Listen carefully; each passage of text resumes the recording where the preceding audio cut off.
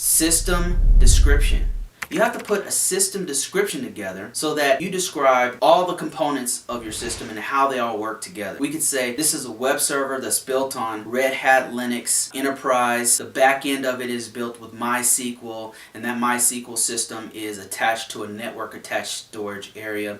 And then we go on to describe the network architecture, everything else that goes with it. That's the network, the system description. We describe the functionality of the system. Maybe we say that there's a limited login ability for the system, and all we want to do is disseminate information. The system description is very important for this categorization process because we also have to register the system. That's like the third major task that you have to do. So registering the system means advertising that you have this new system that has to be used for the organization. You want to put the name out there, and here the description is that it's a web server that is built on Red Hat Linux, and it has a MySQL database, and it's attached to a network attached storage area, and it has limited functionality and allowing people to come in and log into the system. So that's our description. Now we need the description in order to tell everyone what this server does. Normally organizations have some method of registering the system. The Department of Defense has something called